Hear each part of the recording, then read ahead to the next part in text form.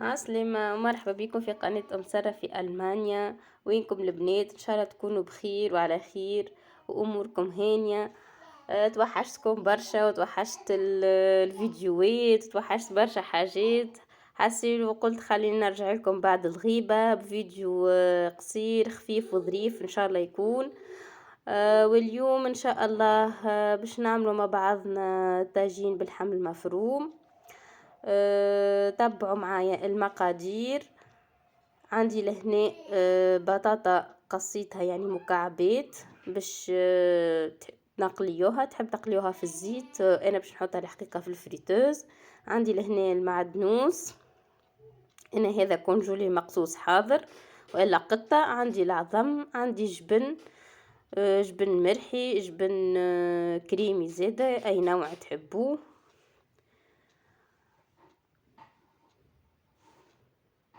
واللفاح بطبيعة الحال. وأول حاجة باش نفوح شوية البطاطا بالملح والكركم، نخلطها بالباهي ونحطها في الفريتوز. ونمشيو للحم المفروم.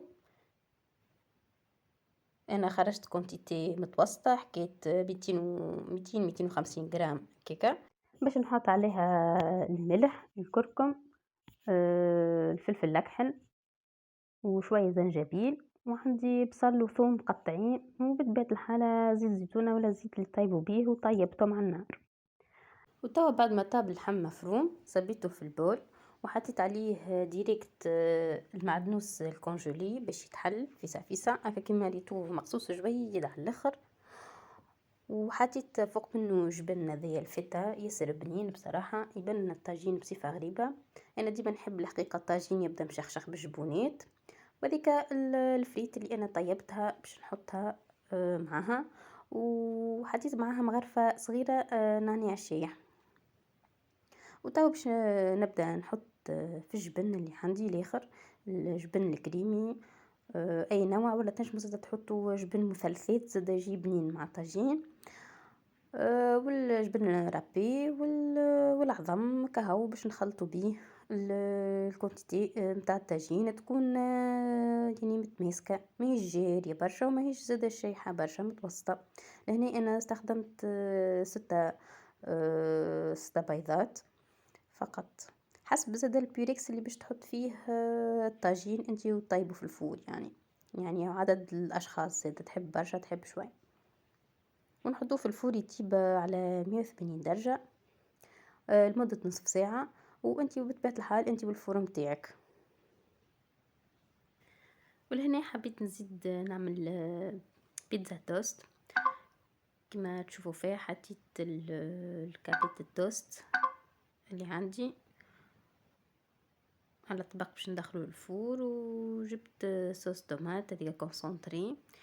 حطيت عليها شويه ثوم وبصل مقطعين وشويه قفاح، ملح، فلفل اكحل، شويه تابل زيادة، وباش نخلطهم مع بعضهم ونصب عليهم شويه ماء حتى تولي جاريه شويه. وبعد ندهن بهم كعبة التوست هذوكم ونزينهم بالفوق بالجبن والزيتون والثوم وكل واحد شنو يحب يحط يعني. ولا استعملت المتوفر عندي في الدار وحطيتهم في الفور لمدة 10 دقائق.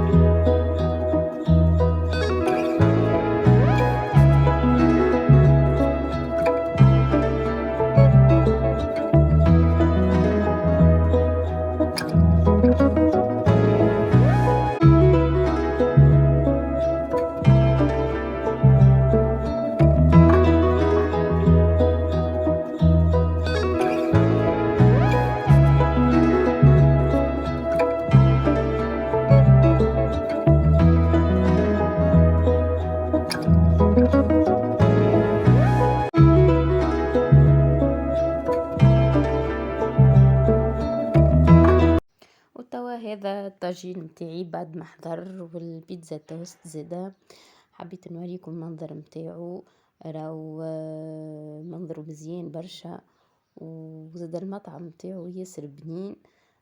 من أحسن الطواجن اللي نحب ديما يعني أنا نطيبهم. قلت المرة ذي علاش ما نشاركهاش معاكم، وهكا هو سهل وسريع. وهذه زادا البيتزا توست اللي حضرناها مع بعضنا، هكا يكون عشاء خفيف سريع زادا، ما قلتش تحسش برشا وقت. وهكا وصلنا إلى نهاية الفيديو هذايا، إلى اللقاء إلى فيديو آخر إن شاء الله.